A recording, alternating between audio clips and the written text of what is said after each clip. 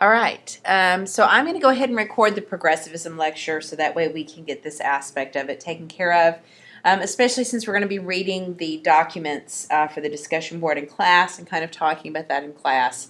And this part of these presidents have some interesting questions with them.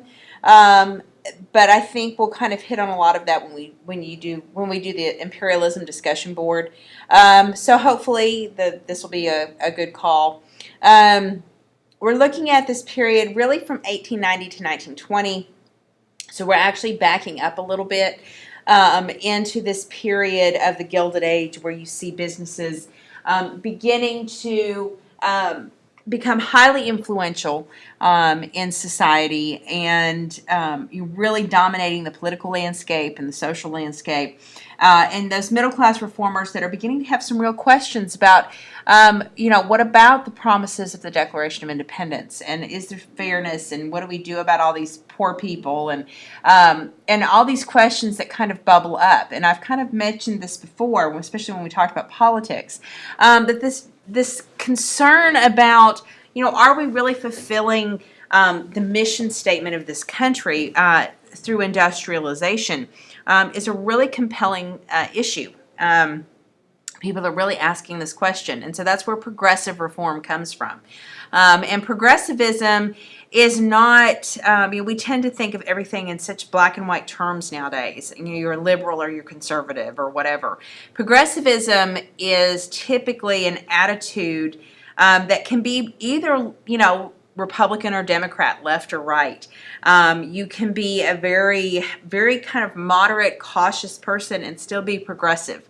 And that's one of the things that we'll see happening. And in fact, I kind of alluded to this when we talked about McKinley's election, that he does come across as kind of moderate, kind of, I'm going to try to balance the issues of labor with business and that kind of thing. And that in and of itself is a type of progressivism. So make no mistake that it's beginning to affect him back then. Sorry. Excuse me. I had to sneeze. Okay. And I don't want to start all over. So, how about that for waking you up? Okay, so progressive reforms. We're going to look at the roots of progressivism and the role of women, as well as particularly the progressivism of Teddy Roosevelt and Woodrow Wilson, because those are the two biggest progressive presidents. We're really looking at, there's three presidents that are labeled progressive. I suppose, depending on your argument, and I guess I did almost kind of make this argument a second ago, that progressive presidents kind of sort of start with McKinley, and at least his second term, maybe sort of kind of. I wouldn't quite go so far as to say progressivism starts with McKinley, but I do think it's starting to bubble to the surface. I think is a better analogy for that. And it's when Teddy Roosevelt takes over that you really see progressivism taking hold, and that's true until the 1920s, when really American society turns against the notion of progressivism. So again, it's a lot of different propellers of the progressive movement are the economic panics, are these things that create massive unemployment and create all this instability in the economy, and that has a ripple effect. Economic instability has a social impact, right? You don't have economic contractions or economic expansions without having society changing because of that. I mean, money is a big deal. It's always about the economy. And so that's what you definitely see with the causes of the progressive movement. And so beginning with the Panic of 1893, and we talked about politics and how that election of 1892, with the populists kind of playing a role, that kind of thing. That, the populists are questioning the political order, they're questioning the economic system, and this is going to shape kind of the middle class. They're going to kind of listen to the populist arguments, and they may not be ready to vote populist, but they're certainly listening to what they have to say. The best example I can make to kind of connect it with today's time is, if you look at Bernie Sanders or you look at Donald Trump, why do they have traction? Because they're talking about things the middle class has been thinking for 10 years. And the two major parties haven't been saying it. And so now there's finally somebody who's saying some of these things. And the middle class is starting to listen. That's why the political field is this wide open thing right now. And so I think that you can certainly see that happening in the 1890s. Keep in mind that the populists tried to be a single issue. Right? They tried to make it about farmers. And it wasn't until 1892 that they really tried to open up and reach out to the working class, and that never really quite rang true for them. Progressivism is not going to be that one single issue. It's going to be a lot of different issues, and a lot of different issues that are going to ebb and flow and strengthen influence in both political parties, and in third parties for that matter. It's really more a way of looking at how can we regulate the economy? How can we regulate society? That we've created these economic instabilities that then have ripple effects and create social instabilities. And this makes us all very uncomfortable and very nervous. And this is how you have strikes. And this is how you have violence. And this is how you have poverty and disease and children that are left, unattended. And you have poor education and all these big questions that come out of the middle class having to look at these cities, these tenements, and these factory systems and go, wait a minute, is that fair? Is that right? And so again, it says it right there, more orderly society and economy through regulation. How can we regulate the system to make it better? Paternalism, that's another part of it. And we saw that a little bit with slavery to some extent. You certainly see that with cotton tenancy. There can be a correlation drawn between progressive reforms and paternalism.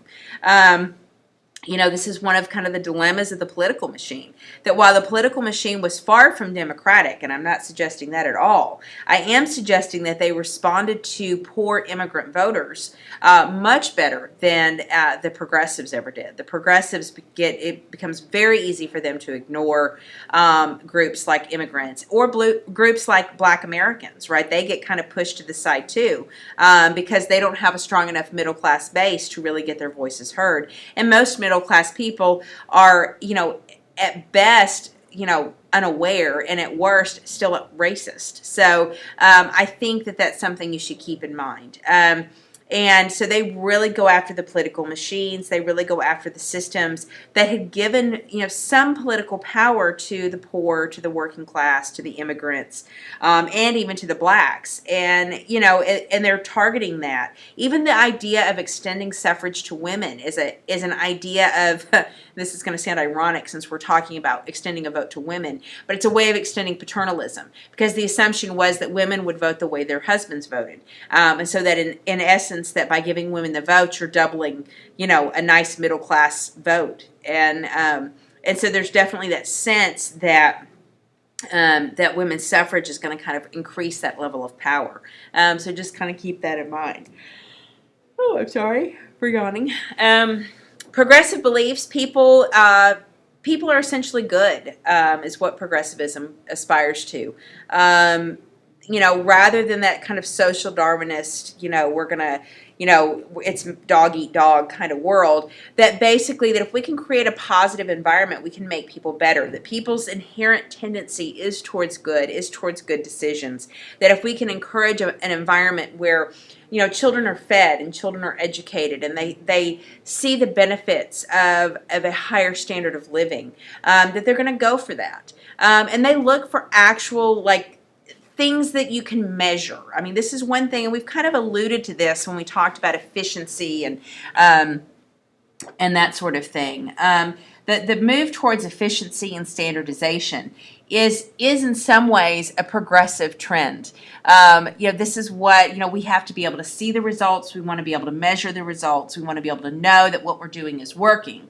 And in a business mindset, that is as standard as, how, we're producing so much every hour, and, we have no wasted, time, we have no wasted effort, all that kind of stuff. Well, if you're talking about society, it gets a little trickier, but they still, look for the evidence that that basically society is improving. Like, how can we quantify this? And this is where the idea of education comes from. John Dewey, for those of you who have parents in education, they could probably tell you all about John Dewey.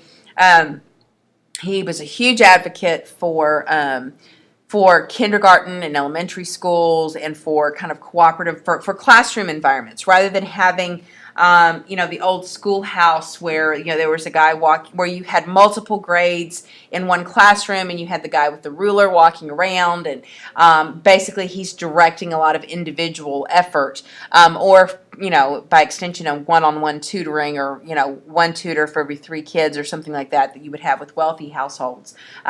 This idea is that you create a school, you create a classroom of people of similar age, to encourage cooperative learning, and that we educate and we value and that we measure what education is. The notion of behaviorism comes from this, that we can influence student behavior. We can influence social behavior by rewards and by punishments and that kind of thing. And that law is also about the social context, that we need to apply laws and legality into creating the kind of society that we want. That's the whole goal of progressivism. So you should be coming into the realization that progressivism is not just about one single thing. It's about this broad approach, this broad way of looking at society that sees it as a part of a bigger picture. It's no longer just about the economy. It's no longer just about slavery. It's no longer this question of government. Now it's this question of how do all these pieces fit together, and how, if we influence one part of it, can we influence other parts of it as well. Methods, a lot of focus on Christian ideals. The idea of social gospel is an idea that comes from the gospel of wealth. Andrew Carnegie's notion that the wealthy should give back to society, this notion of philanthropy, and that by giving back to society, you create an environment where other people can succeed through individualism. The social gospel is a variant of that. And I think I've mentioned this before, the middle class are not going to have the extensive resources that Andrew Carnegie's going to have. And so they're going to kind of pool their resources together. Again, consolidation, standardization. And they're going to get people of similar mindset, and they're going to create things like the YMCA. They're going to create things like the Salvation Army. They're going to create women's groups and church groups. And all of these things are going to be about taking Christian values of charity and kindness and taking care of widows and orphans, and helping those who are less fortunate. And they're going to apply them to society at large through voluntary contributions. And again, things like YMCA and Salvation Army are very much focused on kind of this idea of management, right? That we're going to control how everything functions, and there's going to be a hierarchy, especially the Salvation Army is this way. Journalists, I've touched on the muckrakers before. You absolutely have to know Upton Sinclair's The Jungle in 1906. He writes The Jungle as an expose on working conditions for meat packers. The truth of the matter is that when the middle class reads his book, they freak out over the quality of food. I mean, you find out, and in the past I've had people read stuff about it. If I really wanted to gross you out, I'd have you read sections of The Jungle. Talks about, rat droppings and pieces of fingers and sick cattle and sick goats, and how they take all kinds of concoctions and they label it different things. In fact, the kind of the commentary in his book, The Jungle, is that if you were a scientist that could come up with a new way to chemically change something and turn it into a food product, that you would be a millionaire. And they would take rancid butter and they would, kind of scrape off the bad parts and repackage it as something. I mean, it was just really disgusting. And people are completely appalled by that. In addition, by the time you get to the early 1900s, you've had the effect of all the advertising, right? And there's been no standard with advertising. And people figure out really quickly that if I make these incredibly outrageous comments, about, oh, this is going to grow hair back, or this will, make you lose weight, or this will make you gain weight, or this will make your baby stop crying, or this will cure cancer, or whatever, that people would go buy it. And so you have kind of this notion of the snake oil salesman. But this was a real problem because food and drugs were not regulated. People would put poison in products and sell them. People would put cocaine and opium. They would put cocaine and opium in, babies' medicine. This will help your child with teething. Well, sure it will, because, it's opium. I mean, of course it's going to help your child with teething. And so that, there's no control over that stuff. So when Upton Sinclair starts writing The Jungle, and it comes out, the middle class is completely appalled. Now keep in mind that it's not that they weren't somewhat aware of these problems, but when The Jungle comes out, it builds this momentum. And sometimes we see that. I'm trying to think of a good modern example. Of a story. I mean, I guess the one that jumps to mind, and the movie Concussion did not make a lot of money, but we all know that when the movie Concussion came out, there was all this conversation in the media about, oh, hey, concussions and football and all that kind of stuff, and there was all this kind of spotlight on it, right? Well, that's kind of what happens with Upton Sinclair's The Jungle. It's not that people didn't know that there were problems with food quality and that food and drugs weren't regulated and that there were some medicines that were poisonous and that kind of thing. But the issue is that when The Jungle comes out, it's just like the spotlight is right on it and no one can escape it. And the middle class takes this position that it's up to us to force politicians to pass regulation to prevent that from happening, that people who are poor or illiterate aren't going to know, and so we have to protect them. Ida Tarbell's The History of Standard Oil points out the problems of monopolies and trusts, and how Standard Oil demolished all competition in the oil business and railroad business as well, and really kind of makes people upset. People look around and they say, well, Rockefeller was not very fair. Like, he argues for social Darwinism, but very clearly he had all these advantages, and it's not right that he got to have all those advantages. And I'll touch on Jacob Riis more here in a second. You've got Lincoln Steffens and City Politics, and there's several others out there. Ida B. Wells and Lynching and Black Rights, W.E.B. Du Bois, Souls of Black Folks, where he calls attention to the plight of Black Americans.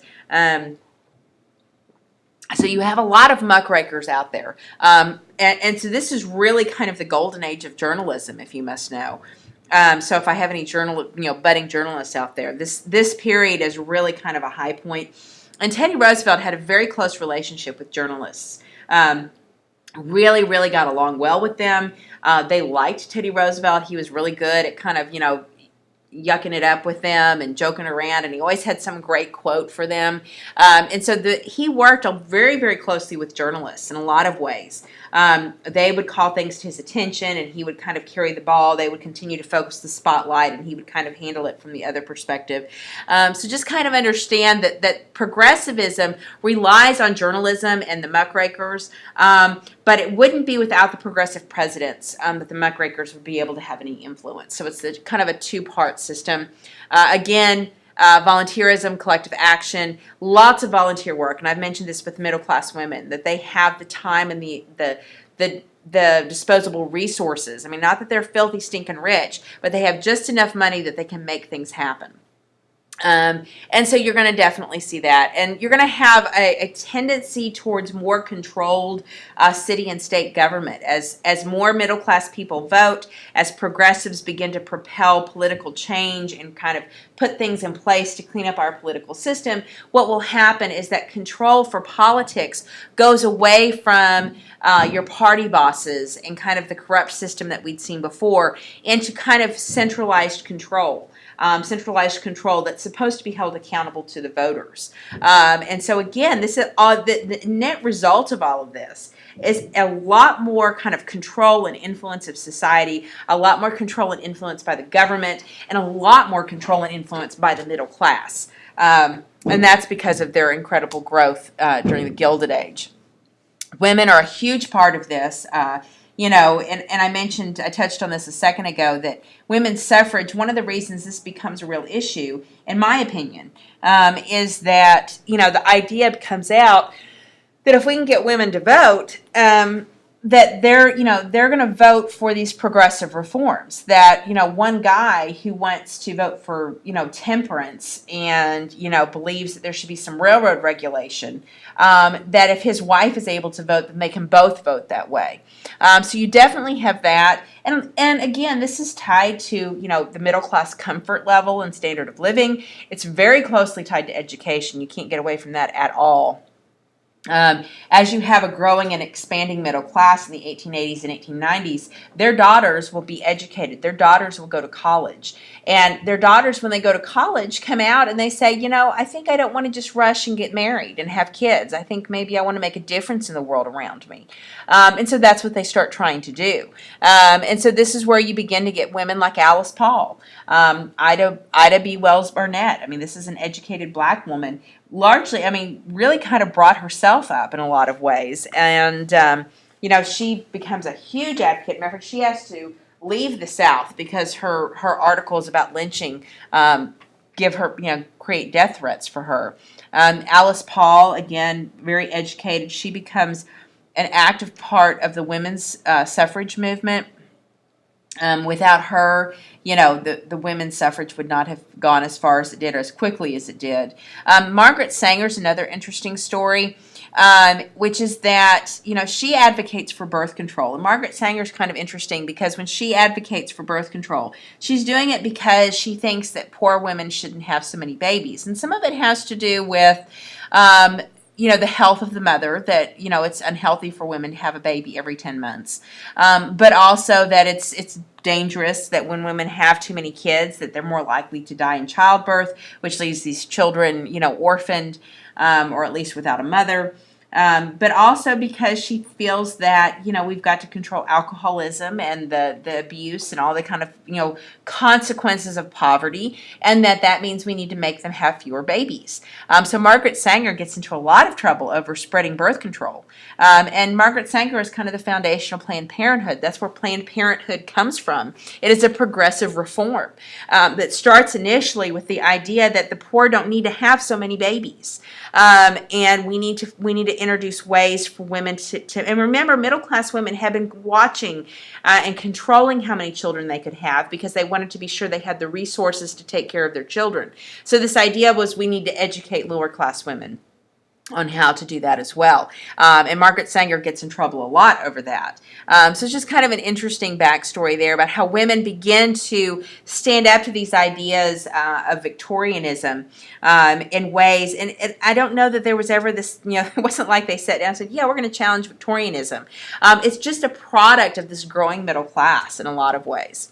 Again, this idea of social gospel, I've already kind of touched on that. Church has become very important. This is, again, the Protestant influence in the United States. Notice that YMCA, you have black and white YMCAs. The Harlem YMCA was incredibly important in the 1920s during the Great Migration when blacks were moving up north. People like Langston Hughes stayed in the YMCA all the time. And again, these are Christian organizations. These are organizations that were tied back to the Bible. And again, trying to apply that Christianity there. And notice that the big issue is that competition brings out the worst. That competition, that sort of laissez-faire capitalism that emerges after the Civil War is really not a Christian ideal. That it is something that promotes the worst part of human nature. And so therefore it is the Christian gospel and how it tries to ameliorate and ease those burdens in society that is the Christian gospel. So just kind of grasp that contrast there. Lots of questioning of poverty in art and literature, and this is where Jacob Bree's How the Other Half Lives come from. That this idea, and this happens in all kinds of literature and all kinds of art from this period. The notion is that society can create limitations on individualism. That while, Andrew Carnegie's right, the individual is responsible for how far they can go, that there are some cases where society and the environment that somebody's born into is inherently limiting. And we should somehow try to make those conditions as good as we possibly can. And this is a huge leap in kind of looking at the way government functions and looking at the way society functions. That how can we create an environment where there's a great degree of fairness? Because that's the only way we can be assured that individualism and the promises of the Declaration of Independence are really upheld. And so this is kind of where progressivism comes from. So people that are very much opposed to kind of government interference in society don't like progressivism typically. And in all fairness, there are some good criticisms of that. That sometimes in creating such an equal environment, you remove people's incentive, and that's a real question. This is why progressivism that we're talking about in this period is going to rely very heavily on voluntary actions, kind of using the government as like the bumpers of in a bowling lane, and that the individualism can bounce back and forth between the bumpers. This will be very different when you get to the 1960s and LBJ's Great Society programs. His idea of progressivism is going to be very, very different, where basically the government's going to force people into a specific lane, and this is what you're going to do. And so there's some real criticism of progressivism, but just understand that what we're talking about at this point is not the fully formed progressivism of LBJ's Great Society. This is the beginnings of that we need to create a fair environment for people, that the government has a role to play in creating a fair environment. And what is that? And how do we determine that? And how do we establish that? And that's really the big story there. We've talked about the settlement houses before. That's the first step in progressive reforms, dealing with these immigrant neighborhoods, these working class neighborhoods. Now, the settlement house movement was not typically tied to a specific religion or a specific denomination. The YMCA, the Salvation Army, they're tied to Christianity. Settlement house movement was very often kind of had a more generic religious kind of atmosphere.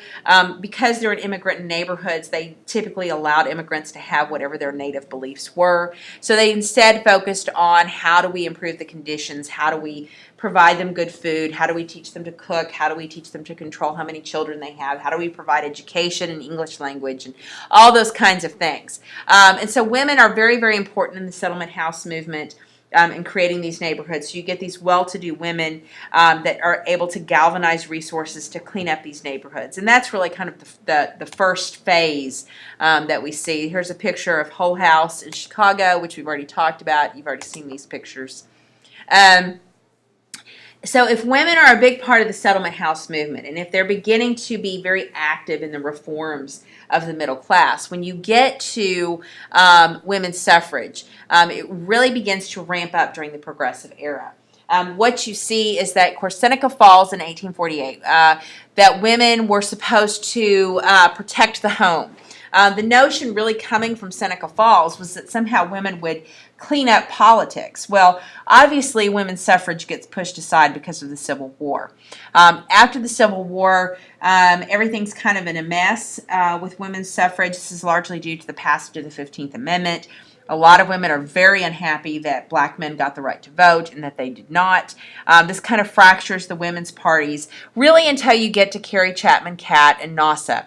And NASA will focus on a state-by-state campaign where they go, they try to assure that women have the right to vote at the state level. And, make no mistake, that's a pretty significant power. Now, you can't vote in a presidential election, so you can't pick the president. But remember, at this point, it's really Congress that's the strongest in the late 1800s. So being able to vote for your House of Representatives means that you, in effect, influence who the senator from your state's going to be. You're going to be able to vote for your representatives. You're going to be able to vote in local elections. So the only election you can't exactly vote in is the presidential election. And so that's what NOS is arguing. Now the problem is this is a very slow process. It tends to take off more in the western states because they need all the votes they can get. And by expanding suffrage, they increase their influence in national politics. But they still, I think by the time you get to like 1916, they've only got like 9 states in the country that allow women to vote. And so it's because of this that the National Women's Party and Alice Paul will be created. Now, Alice Paul and the National Women's Party initially functions under the umbrella of NASA. They are a congressional union committee that's, allowed, I wouldn't say that they're given the task, but they're allowed the task of trying to lobby congressmen for a constitutional amendment. What will happen is they begin to get a lot of attention and a lot of press. Most notably, the thing that really upsets Carrie Chapman Catt is that they start getting some big donors. and the donors are donating to the Congressional Union Committee, and they're donating to the little magazine that the Congressional Union Committee is creating. And the NASA and Carrie Chapman Catt get very upset about this. So they actually cut off the Congressional Union. They closed down that committee, to which Alice Paul and her followers say, okay, fine, we're going to create our own party. So they create the National Women's Party on their own, and they are a single issue party. Their whole idea is we're going to advocate for women getting the right to vote. And they do this through a number of methods: peaceful protest, standing outside of the White House. I don't know if any of you saw the movie Suffragette in the theaters that was out a few months ago. That focuses on the British fight for women's suffrage. And there's some similarities. In fact, the National Women's Party take a lot of their tactics from the British women, with the idea of marches and protests and standing outside of buildings and occasionally acting up. And so women do definitely do those things in the United States as well as in Great Britain. NASA works very hard to separate themselves from radical behavior. They don't want to be perceived as radical. Remember how that goes over with unions, right? Americans don't like radicalism. And so NASA really separates themselves from that, really kind of looks down their nose at it. But the NWP will start taking signs and standing in front of the White House that say, Mr. President, how long must women wait for liberty? And, and especially as we move into World War I, where Woodrow Wilson gives these speeches about how we're going to make the world safe for democracy. They quote him, and then they say, so many thousands of women can't vote. And really kind of point out this idea that, you're talking about making the world safe for democracy, and yet we have people here at home that work, right? We've got working women. We've got women whose, sons will go off and fight in a war, and yet they can't vote, and how this is not right. And so Alice Paul, those women will actually get arrested for obstructing traffic, which is largely a trumped-up charge that really just kind of... it's what happens is that Woodrow Wilson's embarrassed, right? He doesn't like the fact that these women are standing outside the White House with these signs, that they're quoting him, making him look kind of foolish. And of course, remember, he's this great, well, we'll talk about him in a second, but he's a Southern guy. He believes women should be, put in a gilded cage. Not a Wilson fan. He's actually kind of, I don't know. Anyways, he's kind of strange. So he wants these women to stop protesting outside the White House. And so basically he calls on the police chief of Washington, D.C., because Washington, D.C. is not a state, right? It's its own kind of little thing. And so the president and Congress actually kind of run D.C., even though D.C. has the political departments, that many other cities do. So they have a chief of police. But the chief of police will answer to the White House, essentially. And so basically the gist of it is, and how much Wilson actually said, please do by whatever means necessary, or maybe he just said, I'm really tired of seeing these women, and the police chief took it upon himself. But they basically arrest these women for obstructing traffic, throw them in jail. The women go on protest, and they go on hunger strike, essentially. And then they start force-feeding these women, and it's just really, really horrible and graphic. If somebody will remind me, I'll show you a video clip of there's a movie called Iron Jawed Angels, which is really good. Has a really good scene that shows you kind of how the force feeding was done. It was horribly invasive, very, very cruel. It was tantamount to torture, if you want the honest opinion. They put a tube down their throat, pour raw eggs in there. Of course, it makes you horribly sick. So they do this. And so finally what will happen is the National Women's Party is dealing with these hunger strikes and being thrown in jail, and then the press gets a hold of it. And Carrie Chapman Catt, ever the opportunist, manages to take those tactics by the National Women's Party and basically use them, and she applies the political pressure to Woodrow Wilson. So rather than it just being the National Women's Party doing these hunger strikes and being arrested and the press screaming about it, Carrie Chapman Catt then picks up the baton, and she carries it, and she basically says, look, you need to give women the right to vote. This is a war measure. And of course, understand that when this is happening, right, we're talking, there's a lot of trends that go on. There's the imperialism. You're going to have World War I that starts in Europe in 1914. The U.S. is involved by 1916. I'm sorry, 1917. And so you're going to have this trend of kind of all this global influence that's happening at the same time that women's suffrage is. So I'm not really addressing kind of the global events that are happening here, but understand that World War I and women, working as nurses, women being the mothers, the wives, the daughters of men who are fighting, that she's able to galvanize that along with the hunger strikes and get women the right to vote. And so the 19th Amendment will be passed in 1920. It's actually passed. It takes effect in, I believe it is 1921, I think, right as Woodrow Wilson's leaving office. Or maybe they can, I'd have to go back. My History Day group, where are you? I think they get the right to vote in 1920. So I can't remember if they're actually allowed to vote in the 1920 election or if it's not till the 1924 election. I think they can vote in the 1920 election. I'm totally blanking on that. Anyways, but you get the gist. So this shows you right here, Women's Suffrage Headquarters, Men of Ohio, give the women a square deal. That's a direct Teddy Roosevelt reference. Teddy Roosevelt will eventually be a huge advocate for women getting the right to vote. Women's suffrage really builds a lot on this idea of motherhood. There's a lot of emphasis on women as mothers, as workers, as leaders, as fellow citizens. Again, this kind of strand of Republican motherhood really coming back full circle to women having the right to vote that we saw with Abigail Adams. So you definitely see that happening. Lots of young women, lots of educated women being very involved in this. The ugly side of progressivism is going to be this idea of eugenics. And this is really where Margaret Sanger and kind of Planned Parenthood birth control come in, which is that we need to keep certain people from not having babies, right? Or keep certain people from having babies, rather. And unfortunately, that could include people of color, people of certain ethnicities. And so, eugenics is definitely this idea that certain races, certain types of people have certain characteristics. This is the foundation for, Hitler's ideas, if you want the honest truth. Eugenics, this is where the idea that, Jews are subhuman and we have to protect the Aryan race. This is where that comes from. And guys, it was in the United States too. Everything that we've looked at with, the attitudes towards American Indians and the attitudes towards blacks tie back to this notion that there are certain people who are just a little bit better than other people. And, you can't help that you're a little bit genetically superior and that kind of thing. And so that's what you see happening with eugenics. It's going to lead to this notion of Anglo-Saxonism, which ties into the idea of nativism, the idea that people who are of Anglo-Saxon background, that kind of Western Europe background, are somehow a little bit better.